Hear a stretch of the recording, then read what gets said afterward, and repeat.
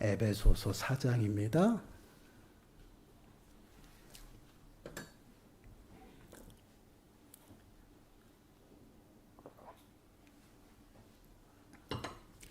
에베소서 4장 1절에서 3절 말씀이에요. 에베소서 4장 1절에서 3절 말씀. 우리 한 목소리로 함께 읽겠습니다. 그러므로 주 안에서 갇힌 내가 너희를 권하노니 너희가 부르심을 받은 일에 합당하게 행하여 모든 겸손과 온유로 하고 오래 참음으로 사랑 가운데서 서로 용납하고 평안에 매는 줄로 성령이 하나 되게 하신 것을 힘써 지키라. 아멘. 오늘 말씀의 제목은 부르심에 합당한 삶입니다. 몇 주간에 거쳐서 저희들이 부르심에 합당한 삶의 모습이 어떠한 것인지 좀 살펴보려고 합니다. 이제 올해가 얼마 남지 않았기 때문에 저희가 시작을 하면서 더 이제 저희들의 심령이 새로워지고 은혜를 누리고 회복되어진 그 상태에서 우리는 어떻게 살아가야 될까? 또한 어떻게 부르심을 받았는가? 그 부르심 앞에 우리는 어떤 모습으로 살아가야 하는가? 그것에 관하여 몇 주간에 거쳐서 함께 좀 묵상해 보려고 합니다. 우리는 모두가 예수 그리스도의 십자가의 보혈로 말미암아 구원받은 하나님의 백성이에요. 그리고 하나님의 자녀가 되었습니다. 그리고 더더욱 중요한 것은 그냥 우리를 홀로 두시지 않았다라는 것이에요. 그리스도를 머리로 하여서 한 몸으로 우리를 부르셨어요. 그 부르심에 합당한 삶의 모습은 어떠한 것인지, 그 부르심에 합당한 공동체의 모습은 무엇인지 오늘 함께 말씀을 묵상해 보려고 합니다. 오늘 말씀을 통해서 정말 부르심에 합당한 모습이 어떠한 모습인지를 좀 깨닫는 시간이 되시고요. 더 나아가서는 정말 이제는 하나가 되어서 그 부르심에 합당한 모습으로 이제 사명을 감당하는 저와 여러분들의 삶이 되시기를 간절히 축원합니다. 본문 1절 말씀을 보시면 그러므로 주 안에서 갇힌 내가 너희를 권하노니 너희가 부르심을 받은 일에 합당하게 행하여. 사도 바울은 지금 옥중에 있어요. 그 감옥에 갇힌 상태입니다. 그렇기 때문에 갇힌 내가라는 표현을 쓰고 있어요. 그러한 사도 바울이 누구에게? 빌립보 교회에게 말합니다. 너희가 부르심을 받은 일에 합당하게 행하라는 것입니다. 너희가 부르심을 받았다라는 표현을 하고 있어요. 여기서 부르심은요, 스스로가 하는 그러한 단어의 그러한 형태가 아니죠. 그래서 외부의 힘에 따라서 외부의 여러 가지 작용에 따라서 달라지는 단어가 부르심이에요. 우리가 부르심을 받았다라고 이야기를 하면 흔히 이런 생각들 하잖아요. 하나님이 나를 부르셔서 내가 거기에 응답하여 움직였다. 그런데 내가 행한 것이에요. 우리가 생각하는 것은. 근데 그 또한 잘못됐다라는 것이요. 그 부르심은 우리의 인도하심까지 함께 있다라는 것이에요. 곧 하나님의 부르심은요, 곧 구원이에요. 오직 하나님의 택하심으로 그 하나님의 때에 더 나아가서는 하나님의 방법으로 우리를 부르셔서 이곳에 두셨다라는 것이에요. 이게 하나님의 부르심이에요. 어찌 보면 하나님이 부르셔서 내가 응답해서 내가 작용한 것 같아요. 내가 움직여서 내가 활동하고 내가 움직인 것 같아요. 그렇지 않다라는 것이에요. 왜 그렇습니까? 우리는 늘 우리들의 삶 속에서 기억하고 마음에 새겨야 될 것이 무엇이냐면 우리는 스스로 할 수 있는 것이 없어요. 그러면 로봇이냐? 그렇지 않죠. 우리의 모든 생각과 우리의 모든 계획, 우리 많은 것들을 하죠. 그러나 우리의 발걸음을 인도하시는 분은 누구셔요? 여호와 하나님. 모든 것이 하나님의 주권과 하나님의 섭리 가운데 있다라는 것이에요. 그래서 하나님의 부르심은 단순히 음성이 아니다라는 것이에요. 우리를 택하여 부르시고 우리를 당신의 때에 맞춰서 당신의 원하는 그 뜻을 이루기 위해서 당신의 그 뜻 안에 우리를 머물게 하는 그것이 바로 하나님의 부르심이에요. 그래서 우리가 구원받았다라는 것은요, 결국은 우리가 택한 것이 아니에요. 이 구원은요, 하나님의 사랑입니다. 그러면 하나님께서 우리를 사랑하여서 부른 것이 내가 하나님을 사랑한 것이 아니다라는 것이에요. 이것은 늘 마음에 새기죠. 그래야지 이 부르심이 내가 이해가 되는 것이에요. 자꾸만 음성을 듣고 거기에 맞춰서 내가 행동하고 내가 걸어갔다라고 생각한 그 부르심에 나는 거절할 수 있는 그러한 힘이 있다라고 생각하는 그것은 잘못된 것이고 그 부르심은요. 그 누구도 거절할 수 없는 부르심이에요. 왜요? 하나님이 그를 이끌어 가시는 것이기 때문에 그 부르심을 이야기하는 것이에요. 그래서 우리가 택한 것이 아니다라는 것이에요. 여러분 요한복음 4장 10절 말씀을 보시면 사랑은 여기 있으니 우리가 하나님을 사랑한 것이 아니요 하나님이 우리를 사랑하사 우리 죄를 속하기 위하여 화목제물로 그 아들을 보내셨습니다. 우리가 사랑해서 구원받은 것이 아니다라는 거예요. 우리가 아무것도 안 했어요. 그러나 하나님이 나를 사랑하셔서 그 사랑을 보여주신 것이에요. 그것이 뭐예요? 예수 그리스도 이 땅에 보내주신 것입니다. 그리고 우리를 위해서 십자가에 내놓으신 것이에요. 무엇으로? 화목제물로. 그리하셔서 우리가 구원받았다라는 거예요. 그것이 하나님의 부르심이에요. 그래서 로마서 8장 30절 말씀을 보시면 이렇게 말씀해요. 우리 함께 읽어볼까요? 시작. 또 미리 정하신 그들을 또한 부르시고 부르신 그들을 또한 의롭다 하시고 의롭다 하신 그들을 영화롭게 하셨느니라. 아멘. 이 표현이 어떠한 표현이냐면 우리를 창세전부터 택하셨습니다. 그리고 우리를 부르신 것이에요. 그리고 우리를 의롭다 말씀하시고 우리를 영화롭게 하셨다라. 이게 구원의 과정이거든요. 근데 이 구원의 과정 속에 우리의 행위가 있어요? 없어요? 없다라는 것이에요. 전적으로 하나님께서 하신 그러한 구원의 은혜예요.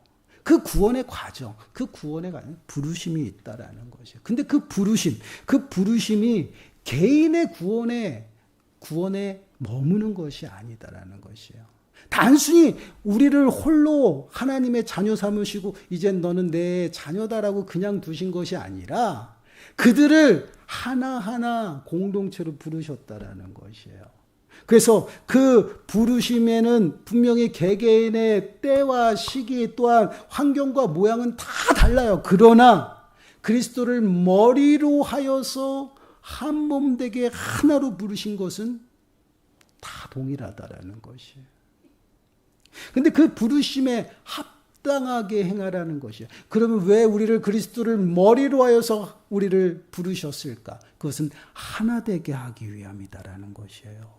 부르심에 합당한 삶의 모습을 살아간다라는 것, 그 부르심, 공동체로 부르심에 합당한 모습으로 살아가는 것은요, 매 순간순간 하나가 되어 살아가는 것이에요. 그래서 우리는 어떻게 말합니까? 교회 중심적으로 살아가라는 것이에요. 이것이 신앙생활이에요. 그러면 교회 건물을 말하는 것인가요? 그렇지 않죠. 공동체, 믿음의 삶을 나누는 사람들, 그 안에서 서로가 하나가 되어 살아가는 거예요. 왜 그렇게 합니까? 우리 스스로가 이 땅을 살아가면서 영적인 전쟁을 우리가 치를 수 있는 힘이 약하기 때문에. 그래서 예수님께서도요, 동일하게 전도하러 보내는 제자들을 어떻게 혼자 보내지 않았어요. 둘씩 짝지어 보내고 동력자를 보냈다라는 것이에요. 그와 동일하게 우리가 연약하여 혼자 스스로 살아갈 수 없기 때문에 그리스도를 머리로 하여 공동체로 부르셨어요. 그리고 하나가 되게 하셨다라는 것이에요. 여러분, 우리가 늘 세상 말로도 그러잖아요. 하나가 될 때 힘이 크고 하나가 될 때 더 놀라운 역사가 나타나는 것이에요. 그와 동일하게 우리를 홀로 두시지 아니하고 어떻게 부르셨냐? 하나가 되게 공동체로 부르셨다라는 것. 그것이 공동체로 부르신 우리들의 모습이에요. 근데 왜 그렇게 부르셨냐? 하나가 되어 하나님의 뜻을 이루게 하시기 위함이다라는 것이에요. 그러면 부름받은 일에 합당하게 행한다라는 것이 무엇이냐? 부르심에 합당한 삶을 살아가라는 것이에요. 공동체 안에서 너희가 어떤 모습으로 살아가야 되는지에 관하여 말씀을 하고 있다라는 것이에요. 여러분, 하나님께서 우리를 구원하신 것, 그것이 하나님의 부르심인데 그 부르심은요, 죄에서 생명으로 부르심이에요. 그리고 죄에서 거룩함으로 부르심이에요. 그리고 더 나아가서는요, 어둠에서 빛으로 부르심이에요. 그리고 분리와 단절 가운데 있었던 우리가 화목으로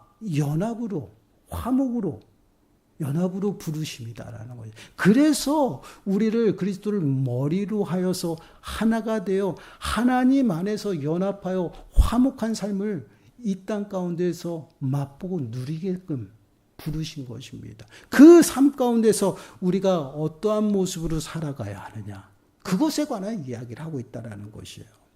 그래서 여러분 오늘 본문 2절과 3절 보세요. 2절과 3절 말씀 보시면 이렇게 말씀을 해요. 모든 겸손과 온유로 하고 오래 참음으로 사랑 가운데서 서로 용납하고 평안에 매는 줄로 성령이 하나 되게 하신 것을 힘써 지키라. 서로 용납하고 하나 되게 하신 것을 어떻게 함께 지키라는 것이에요. 힘써 지키라. 노력해야 된다라는 것이에요. 우리는 끊임없이 그 부르심에 합당한 삶을 살아가기 위해서 하나가 되는데 노력해야 된다라는 것이에요. 근데 그 노력하기 위해서 우리가 어떠한 마음을 가져야 돼요? 겸손함과 온유함과 오래 참음에 대해서 이야기하고 있다는 거예요. 그런 오래 참음으로 사랑 안에서 서로 용납하라는 것이에요. 용납한다라는 게 무엇이에요? 그 사람을 인정하고 받아들이는 것이에요. 이 표현은요, 너무나도 중요해요. 여러분, 왜 서로 용납하라는 말씀이 나오냐면, 여러분, 죄를 짓는 걸 용납하라는 것이 아니에요. 불의 가운데 있는 그 모습을 용납하라는 것이 아니에요. 예수 그리스도로 말미암아 부름받은 우리들은요, 각자의 환경이 있어요. 각자의 문화가 있고요. 각자의 생각들이 있다라는 것이에요. 그 안에서 서로 다른 모양으로 부름을 받았어요. 그러면 서로 다른 그런 모양으로 부름을 받았는데 나를 나타내고 나와 같은 방식으로 함께 생활하자고 하면 그게 하나가 되겠냐는 것이에요. 그렇지 않다라는 것이에요. 그래서 서로 용납하는데 그 사람을 인정하는 것이에요. 다름을 인정하는 것이에요.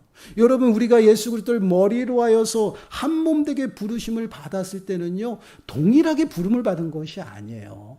환경도 달라요. 흔히 우리가 이런 이야기를 하잖아요. 집에 가족들에서도요, 어머님들이 그런 얘기해요. 자녀들을 보면서 내 뱃속에서 낳은 자식이지만 너무나도 다르다라는 것이에요. 첫째, 둘째가 다 달라요. 우리 집에도 마찬가지예요. 첫째 다르고 둘째 달라요. 근데 그들이 동일하게 크기를 그렇지 않네. 인정해줘야죠. 다름을 인정하는 것이에요. 그것이 내가 그 상대방을 용납하는 것이에요. 인정하고 어떻게 받아들이는 것이에요. 근데 그 인정하고 받아들이기 위해서는요, 그냥 되는 것이 아니에요. 그럼 어떻게 해야 돼? 겸손해야 된다라는 것이에요. 내가 낮아지지 아니하면 그 지체를 내가 용납할 수 없다라는 것이에요. 근데 여러분, 이 겸손은요, 낮아짐의 모습이거든요. 하나님 앞에서 내 자신을 낮추는 모습이에요. 근데 그 하나님 앞에 낮추는 그 모습은요, 거기서 머무는 것이 아니라 하나님 앞에 낮추신 그 모습이 사람들에게도 동일하게 나타난다. 그것이 열매거든요. 이러한 모습은 누구에게 가장 모범적으로 나타났으면 예수님에게 나타난 것이에요. 여러분, 예수님께서 행하신 모습을 보세요. 빌립보서 2장 7절 8절 말씀 보시면 오히려 자기를 비워 종의 형체를 가지사 사람들과 같이 되셨고 사람의 모양으로 나타나사 자기를 낮추시고 죽기까지 복종하셨으니 곧 십자가에 죽으심이라. 예수님은요, 하나님과 동등됨을 취하지 않았어요. 하나님 앞에 낮췄어요.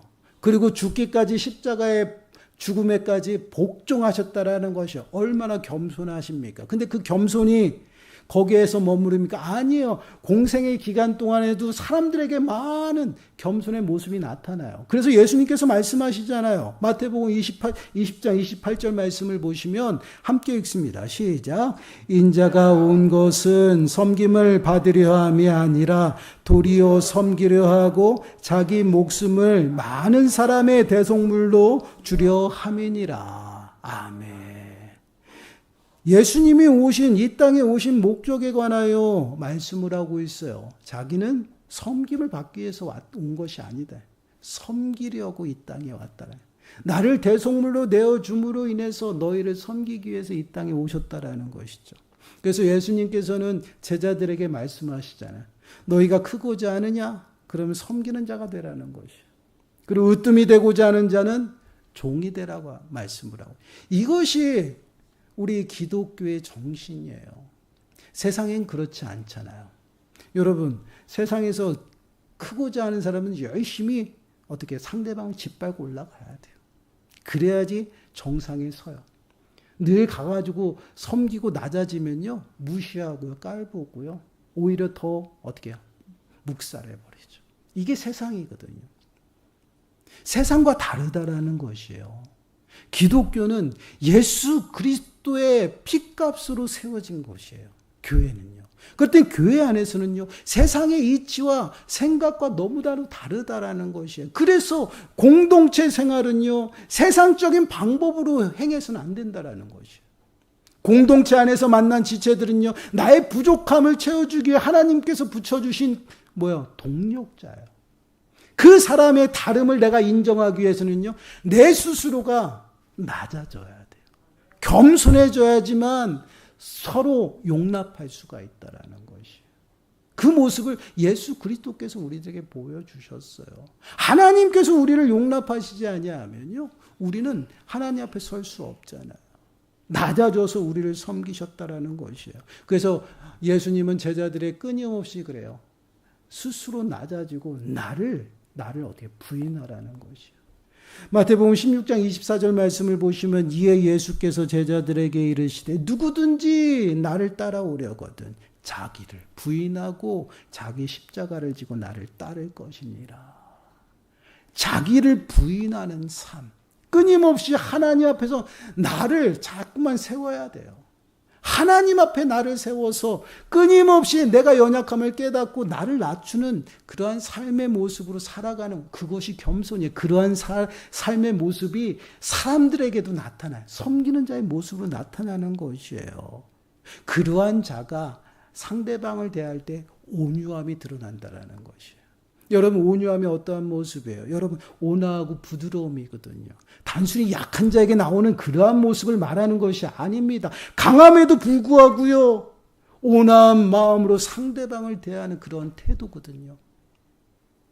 근데 이러한 모습은요, 하나님에게서 나타나는 것이에요. 그리고 이 땅에 오신 예수 그리스도의 모습에서도 나타나요.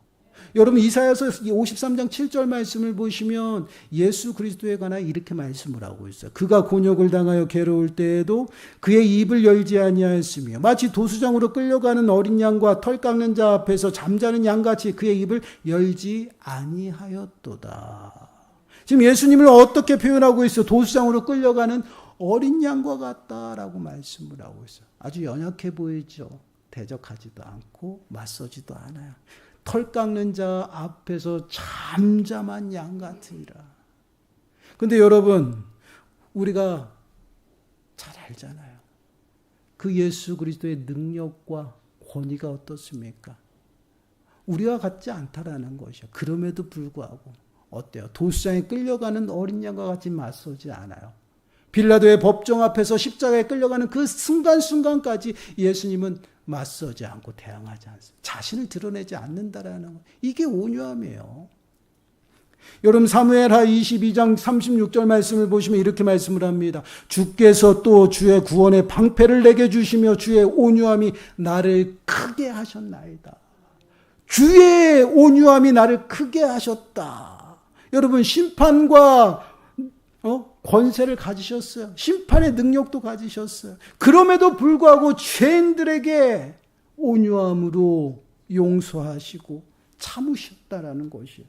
그것이 우리의 구원이에요. 원수된 우리들, 노하기를 더디하며 참고 끝까지 온화한 모습으로 우리들에게 구원을 베푸셨다는 것이에요. 그러한 구원이 우리들에게 임한 것이에요. 그렇기 때문에 그 피값으로 세워준 믿음의 공동체입니다. 그리스도를 머리로 하여서 우리가 모든 지체가 부르심을 받아서 하나가 되었다라는 것이에요. 그 하나가 되어질 수 있는 그 조건이 예수 그리스도예요. 예수 그리스도로 말미암아 피값으로 세워진 그 공동체 교회의 모습은요, 늘 예수 그리스도의 모습처럼 겸손하고 온화함 가운데 서로를 대해야 된다라는 것이에요. 그래서 오래 참는 것이에요. 여호와 하나님께서 우리에게 죄된 우리를 노하기를 더디하시며 기다리고 기다렸던 그 모습처럼 여러분 지체들을 바라보면서 오래 참는 것이에요. 기다려주는 거 연약함, 성장할도록. 그것이 공동체의 모습이에요. 여러분 시편 86편 16절 말씀 보세요. 그러나 주여 주는 긍휼이 여기시며 은혜를 베푸시며 노하기를 더디하시며 인자와 진실이 풍성하신 하나님이시오니 노하기를 더디하시고 참으셨기 때문에 우리가 구원받았어요. 그로 말미암아 우리가 교회라는 이 공동체로 부름을 받았다라는 것이. 그럼 왜 우리를 부르셨냐? 하나 되게 하시기 위해서. 하나 되어 하나님의 귀한 그 사역을 감당하며 더 나아가서는 그리스도의 장성한 분량만큼 성장하도록 부르셨다라는 것이에요. 그래서 교회는요, 여러분 그냥 사모임이 아니에요. 친목회가 아니에요. 훈련소예요.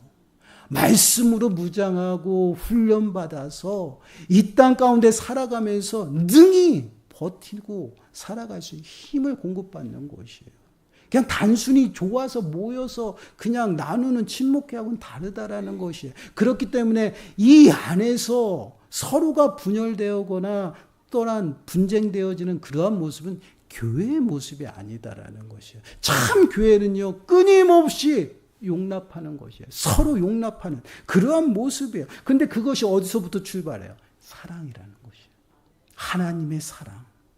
그래서 사랑 안에서라는 표현이 나타나요. 사랑 가운데서 서로 용납하라는 것이에요. 여러분, 이 사랑의 열매, 하나님의 그 사랑의 열매 가운데 끊임없이 나타나는 것이 바로 섬김이고 또한 온유함이고 오래 참음이에요. 근데 그것이 무엇을 통해서 나타나느냐? 성령을 통해서 나타나는 것이에요. 그래서 3절 말씀 다시 보세요. 3절 말씀. 평안에 매는 줄로 성령이 하나 되게 하신 것을 힘써 지키라. 성령이 하나 되게 하셨다라는 거. 그럼 무엇으로? 평안에 매는 줄로. 여러분, 이 평안은 세상이 주는 편안함이 아니다라는 것이에요. 하나님과 내가 화평을 이룬 구원의 평안이에요. 그 평안 가운데 우리가 부름을 받았어요. 누굴 통해서? 성령 안에서. 그래서 성령을 통해서 평안에 매는 줄로 우리가 연합하여 살아가는 것이에요. 여러분, 요한복음 14장 27절 말씀을 보면 우리가 너무나 잘 알고 있는 구절이죠. 평안을 너에게 끼치노니 곧 나의 평안을 너에게 주노라. 내가 너에게 주는 것은 세상이 주는 것과 같지 아니하니라. 너희는 마음에 근심하지도 말고 두려워하지도 말라. 세상이 주는 것과 같지 않다라. 세상이 줄 수도 알 수 없는 평안, 하나님과 화평을 누리는 그 평안을 우리들이 받았다라는 그 평안에 매는 줄로 우리가 하나가 되었다라는 것이에요. 근데 여러분, 여기서 매는 줄이라는 이것이요, 사람의 몸에서 사용될 때는요, 힘줄로 사용돼요. 되어지는 단어예요. 우리 교회를 어디다가 비유를 합니까? 몸에 비유를 하고 있거든요. 그럼 몸이 하나가 되어 일치가 되고요, 또한 여러 가지 힘을 공급받는 게 뭐예요? 근육하고요, 또한 뭐야? 힘줄이에요. 그 평안이라는 이 도구가 힘줄과 같이 우리를 하나로 묶고 있다라는 것이에요. 그래서 여러분, 골로새서 2장 19절 말씀을 보시면 이렇게 얘기해요. 함께 읽겠습니다. 시작. 머리를 붙들지 아니하는지라 온 몸이 머리로 말미암아 마디와 힘줄로 공급함을 받고 연합하여 하나님이 자라게 하심으로 자라느니라. 아멘. 마디와 힘줄, 그 힘줄의 역할을 하는 것이 무엇이야? 평안이라는 것이에요. 그 평안에 매는 줄로 우리가 하나로 부름을 받았어요. 그래서 우리가 매 순간순간 이러한 부르심에 합당한 모습이 되도록 힘써 노력하라는 것이에요. 그냥 한 번 하고 끝이 아니에요. 우리가 그리스도를 머리로 하여 한 몸 되게 부름을 받았습니다. 이걸로 끝이 아니에요. 노력해야 된다라는 거예요. 매 순간순간 노력해야 돼요. 어떻게? 성령 충만한 가운데서 하나님과 화평을 이룬 그 화평을 가지고 성도들이 화평한 것이에요. 근데 그 화평함을 누리기 위해서 우리가 어떠한 자세를 가져야 돼요? 겸손해야 된다. 그리고 더 나아가서는요, 온유하고 오래 참아줘야 된다는 거죠. 그럴 때에 우리는 하나님의 사랑 안에서 서로를 용납할 수 있어요. 여러분, 우리가 어떻게 스스로 서로 용납하며 살아갈 수 있겠어요? 절대 안 그래요. 우리 부부지간에도 그렇잖아요. 서로가 너무 안 맞아요. 안 맞아서 서로 어떻게 해요? 지지고 볶으며 싸우는 것이에요. 근데 서로 용납하면요, 싸움이 덜해지죠. 여러분, 공동체 안에서 내 자신을 알아달라고 내 자신을 주장하고 내세우면요, 하나가 될 수가 없다라는 것이에요. 모두가 다 대장이 되고 으뜸이 되려고 하면요, 하나가 될 수가 없어요. 교회 모습은 그렇지 않다라는 것이에요. 교회가 어떠한 곳이냐? 하나님의 부르심을 받아서 하나님과 화평을 이룬 모든 성도들이 모여서 하나가 된 것이 교회예요. 그 교회의 모습은 어때요? 늘 겸손합니다. 늘 온화하고 나를 나타내지 않아요. 그리고 서로 연약함을 내가 수용하면서 오래 참아준다라는 것이. 그러면서 사랑 가운데서 하나씩 세워져 나가나요. 그러한 공동체에서 우리는 점점 어떻게 성숙해져 가는 것이에요. 그리고 더 나아가서는 하나님 나라를 몸소 경험하고 장차 임할 하나님 나라의 소망 중에 살아가는 것이에요. 그래서 우리를 공동체로 부르셨다라는 것이에요. 그래서 이 일을 위해서 우리가 어떻게 힘써 지키라, 노력하라는 것이에요. 그냥 교회에 등록하고 교회에 예배드리고 그러한 일만 하는 것이 아니에요. 이제는 서로 섬기며 평안에 매는 그 줄로, 구원의 그 줄로 하나가 되어서 하나 되는 그러한 노력을 해야 된다. 그럴 때에 교회가 교회다운 모습으로 세워지는 것이에요.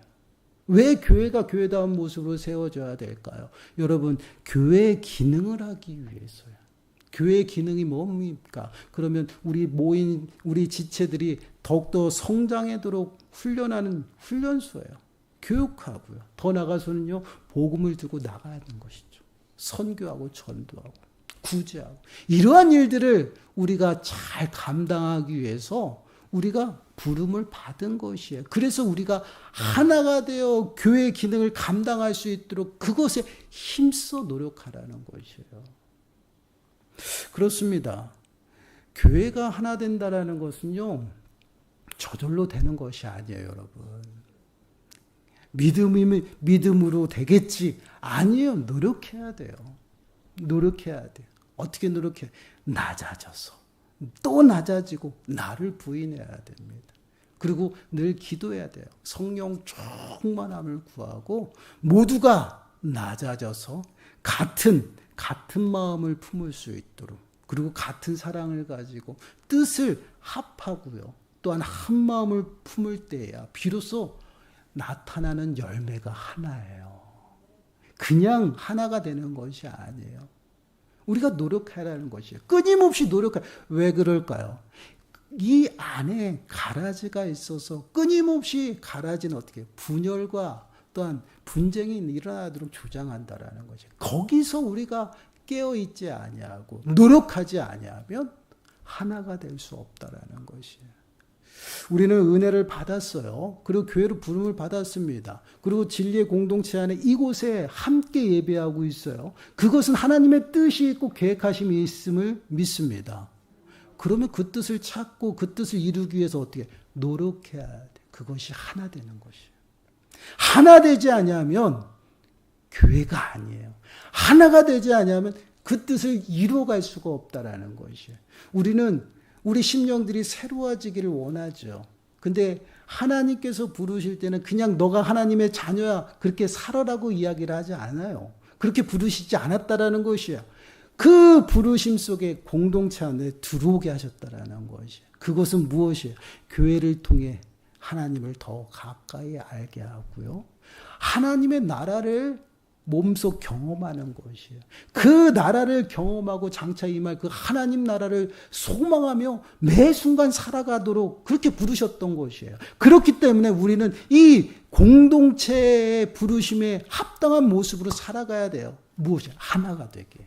그 하나가 되기 위해서는요, 반드시 서로를 인정해야 돼요. 인정하지 아니하면 결국은 어떻습니까? 우리가 분쟁과 분열, 파당이 이루어지는 것이에요. 왜 교회에서 네 편, 내 편이 생길까? 서로 용납하지 않아서 그래. 너는 내 마음에 들지 않아. 나하고 다른 생각이네. 다 서로 파당을 이루죠. 너는 내 편이고 당신은 내 편이 아니네.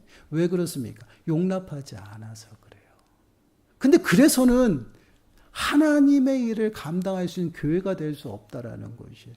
교회가 교회 기능을 하고 하나님이 주신 그 사명을 감당하기 위해서는요, 반드시 조건이 있어요. 하나가 돼야 돼요. 하나님이 기뻐하시는 교회, 하나님의 교회는 하나가 되게 부르셨다라는 것이에요. 그 하나가 되게 우리는 노력하라는 말씀을 하고 있어요. 우리의 삶의 모습을 좀 돌아보세요. 우리는 얼마나 하나가 되기 위해서 노력을 하는지. 여러분 하나가 되라고 얘기했더니 여러분 세상 사람들처럼 침묵회처럼 하나가 되라는 이야기가 아니에요. 평안에 매는 줄로 하나가 돼야 돼요. 성령으로 하나. 하나님의 일을 품고 하나님의 마음을 품고 하나님의 뜻을 품어서 하나님이 주신 그 질서 아래서 세워져야 된다는 거예요. 그 마음을 품어야지 그냥 단순히 좋아서 그룹 져서 하나지는 그런 모습이 아니다라는 거죠. 왜 그렇습니까? 여러분 교회는 세상과 달라요.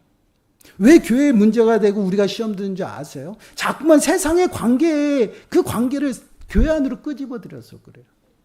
세상과 동일하게 생각해서 그래요. 안 되거든요.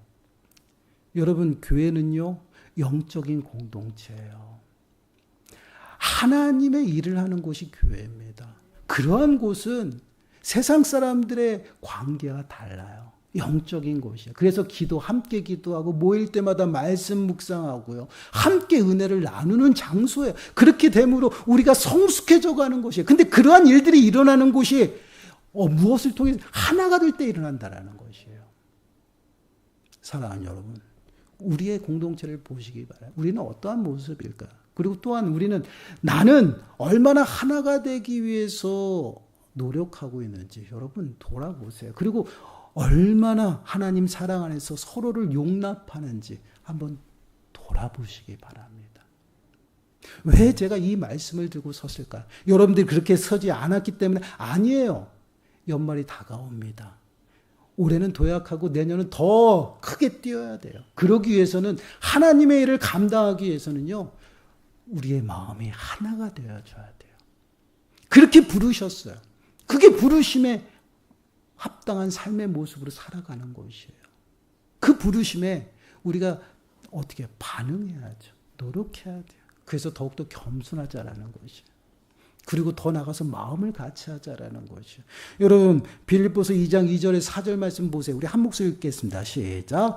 마음을 같이하여 같은 사랑을 가지고 뜻을 합하며 한 마음을 품어 아무 일에든지 다툼이나 허용으로 하지 말고 오직 겸손한 마음으로 각각 자기보다 남을 낮게 여기고 각각 자기 일을 돌볼 뿐더러 또한 각각 다른 사람들의 일을 돌보아 나의 기쁨을 충만하게 하라. 아멘. 같은 사랑을 가지고 뜻을 합해야 되고요. 한 마음을 품어야 하나님의 마음을 품어야 돼요. 그리고 모든 일에 있어서 다툼이나 허용이 아니에요. 겸손한 마음으로 수용할 줄 알아야 돼요. 그렇다고 진리를 양보하라는 얘기가 아니에요. 사랑하는 여러분, 우리는 하나가 되게 부르심을 받았어요. 그 부르심에 합당하게 살아가야 돼. 그것이 우리의 할 일이에요. 그것은 노력해야 된다. 하나가 되게 노력해야 돼. 그러기 위해서 더욱더 낮아져서 겸손하시기 바랍니다. 그리고 더 나가서는 온유함으로 오래 참으시고요. 정말 하나님의 사랑으로 서로 용납하시기 바라요.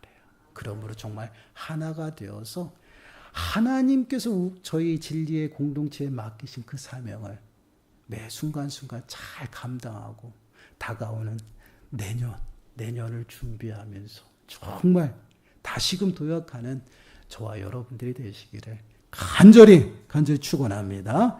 기도하겠습니다. 하나님, 그렇습니다. 저희들은 그리스도를 머리로 하여서 하나가 되게 부르셨고 그 하나가 되기 위해서 저희들은 반드시 노력해야 함을 다시 한번 깨닫게 됩니다. 하나님, 저희들이 너무나도 교만하여 서로 용납하지 못하고 또한 너무나도 분내고 혈기가 왕성해서 서로 용납하지 못할 때도 너무나도 많습니다. 저희들에게 겸손의 마음과 온화함을 허락하시고 저희들의 지체들의 허물과 또한 연약함을 저희들이 참고 기다려주는 저희들의 심령들이 되게 하여 주셔서 정말 진리의 공동체가 주 안에서 하나가 되게 하시고 하나님께서 맡기신 모든 복음의 사명들을 능히 감당할 수 있는 저희 진리의 공동체가 되어질 수 있도록 주여 축복하여 주옵소서. 이 모든 말씀 예수님의 이름으로 감사하며 기도드리옵나이다. 아멘.